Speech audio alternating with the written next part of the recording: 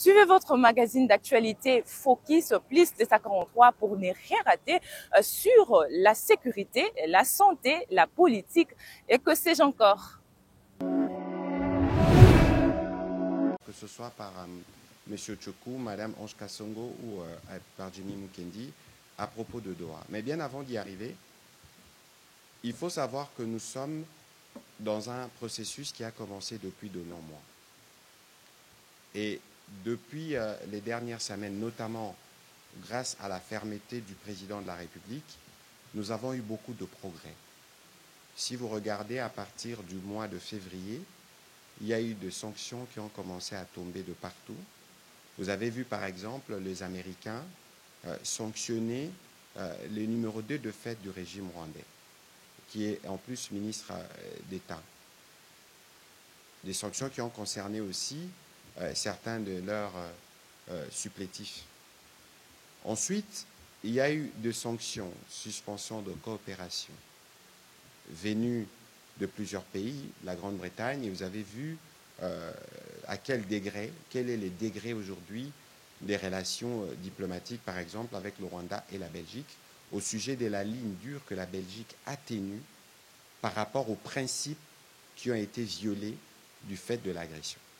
Et donc, on peut considérer que c'était des progrès. Mais parallèlement à cela, lorsque vous regardez maintenant toutes les prises de position qui viennent, que ce soit de la réunion de l'EAC-SADC du début février, je crois du 7 ou du 8 février, que ce soit du Conseil de paix et de sécurité de l'Union africaine, que ce soit la résolution 2773 du Conseil de sécurité des Nations unies, il y a une recommandation, pour ne pas dire un devoir qui nous est donné, comme la République démocratique du Congo, qui était le devoir de dialoguer. De dialoguer avec des entités étatiques et non étatiques. Et c'est dans ces cadres-là, pour répondre justement, pour faire notre part de responsabilité dans les efforts qui doivent nous conduire à la paix, que les présidents de la République avaient décidé, par exemple, autour à l'époque du président angolais, d'accepter des discussions directes. Nous connaissons les actes posés par les proxys. Nous les avons qualifiés parce que c'est à cela que ça ressemble. On ne peut pas ne pas voir du noir dans ce noir. Mais que par la suite, justement, parce que nous étions dans une forme, rappelez-vous, au 15 décembre de l'année dernière, nous étions à Luanda avec le président de la République pour la signature d'un accord avec le Rwanda. Lorsque les chefs d'État doivent signer un accord, ça signifie que tous les préalables ont été vidés. Mais l'accord n'a pas été signé parce que le Rwanda estimait qu'on devait trouver un compromis avec son proxy.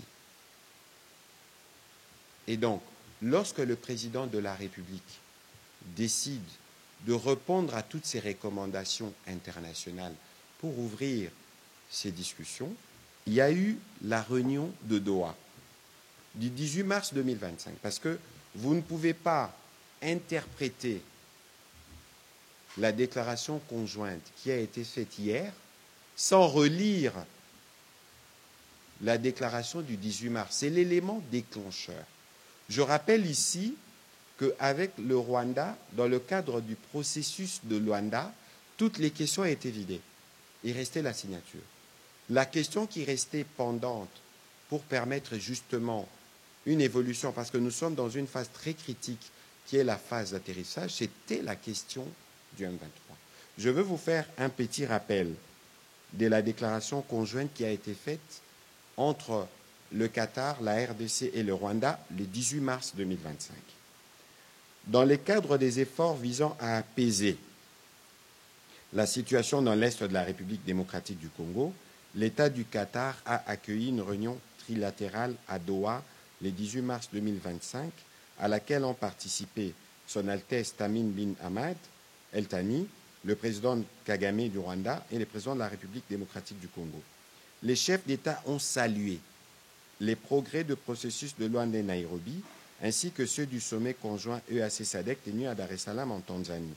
Les chefs d'État ont réaffirmé l'engagement de toutes les parties pour un cessez-le-feu immédiat et conditionnel tel que décidé lors du 10 sommet.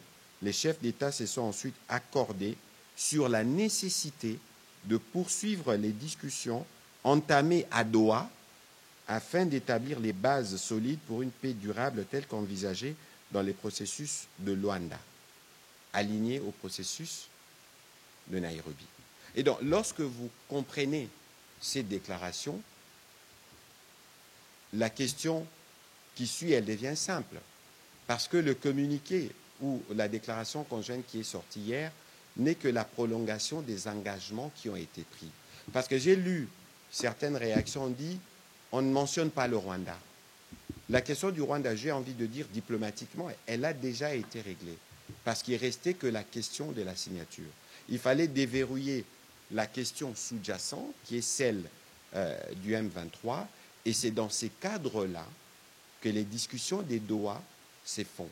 Mais il faut savoir ici que lorsque les discussions se faisaient, que ce soit à Luanda ou à Doha, c'est la médiation qui communique. Et donc, lorsque vous me dites hier qu'il y a eu des points de blocage, moi j'ai envie de dire que vous avez été manipulé. Parce que pour nous, il n'y a jamais eu des points de blocage. Et surtout que les délégations sont déjà revenues depuis plusieurs jours.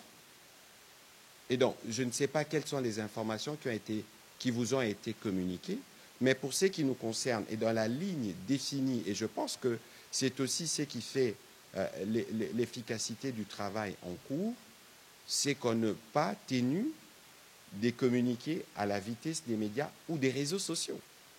Je pense qu'au regard de la sensibilité du processus, dans une phase d'atterrissage, il y a une ligne à suivre de part et d'autre pour éviter que certaines déclarations ou prises de position ne compromettent l'objectif principal ici, qui est l'objectif d'arriver à la paix. C'est ça que le président de la République recherche depuis les débuts. Et donc, il y a eu des discussions entre, d'une part, les représentants du M23 et les représentants qui ont été de notre côté conduits par des experts, notamment de service, qui ont eu l'occasion d'écouter les revendications des autres autour de la médiation qatari. Et dans ces cadres-là, évidemment, il y a des discussions qui ont été faites, il y a des progrès qui ont été réalisés. Parce que si vous regardez aujourd'hui, dans toutes les communications, Nations Unies, EAC-SADC, le premier point qui conditionne les tout, c'est un cessez-le-feu. Et lorsqu'on parle de la trêve, et lorsqu'on parle d'un cessez-le-feu, sans cessez-le-feu, dans ces contextes, nous ne pouvons pas avancer. Et si vous regardez aujourd'hui dans les lignes de front, on observe une accalmie. Cela ne veut pas dire qu'il n'y a pas d'incidents qui sont répertoriés, c'est là, mais lorsqu'il y a des incidents qui surviennent, lorsque nous sommes déjà engagés dans un processus de discussion, ces incidents sont rapportés à la médiation qui définit un mécanisme de traitement parce que nous sommes déjà en train de discuter. Et donc, il faut considérer ici que c'est une avancée vers la paix. Alors, j'ai vu aussi beaucoup de questions être soulevées sur la question du dialogue. Les dialogues dont il est question ici, c'est les dialogues entre les signataires de la déclaration conjointe, à savoir les experts du gouvernement et les M23 autour de la médiation qatari. On parle de déclaration conjointe, en droit on dirait Yon Ngere, pour dire que ça engage les parties. C'est un dialogue qui concerne les experts du gouvernement et le M23. C'est dans l'esprit de la déclaration conjointe. À ne pas confondre, parce que lorsqu'on parle de l'idée de dialogue, sauf si alors, par exemple pour le compte du M23, ils viennent, ils disent, bon écoutez, pour nous, dans notre camp, dans les M23, nous avons par exemple des entités comme l'AFC. nous avons d'autres groupes et nous avons d'autres personnalités qui viennent, qui s'identifient comme telles. Ils pourront être concernés dans le cadre de ces dialogues suivant l'esprit de la déclaration qui a été faite. Donc ici, je pense que nous avons fait un pas et qui n'est pas les seuls. Parce que maintenant, la question, par exemple, de l'aboutissement du processus avec le Rwanda ne se poserait plus. Dès lors qu'on a commencé, en tout cas la première phase, celle du cessez-le-feu, a donné des résultats. On va voir comment ça va se consolider, mais que par la suite, il y aura d'autres rounds des discussions qui seront convenus, fixés par les médiateurs, suivant les calendriers qui permettra aux uns aux autres d'être là, pour voir aussi dans quelle mesure on progresse. Mais entre-temps, vous avez vu qu'il y a le président Faure qui a pris le relais du président Lorenzo, qui a aussi à son niveau 5 comédiateurs qui ont été désignés. Et donc, tous ces processus se font dans l'objectif de ramener la paix. Il faut considérer que la déclaration conjointe d'hier est une étape vers la paix et il faudra, les moments venus, dans le cadre du travail qui s'est fait autour du président Faure, pour voir dans quelle mesure, à ces niveaux, l'initiative de paix qui lie les deux pays va aussi donner son résultat. Et donc, considérons-nous tous que nous sommes dans un processus qui est sensible, parce qu'on ne peut pas faire de paix sans compromis. Et là, nous sommes justement engagés dans cette dynamique et il est important que, y compris les médias, puissent y contribuer. On peut y contribuer en faisant, par exemple, de faire la diffusion des informations lorsque vous n'arrivez pas à les recouper tout au moins au niveau de la médiation, parce que c'est elle qui a la primeur. Auquel cas, ça peut paraître à de la manipulation qui, par exemple, hier soir, a contredit tout ce que les médias disaient. Suivez votre magazine d'actualité Focus Plus 243 pour ne rien rater sur la sécurité, la santé, la politique et que sais-je encore.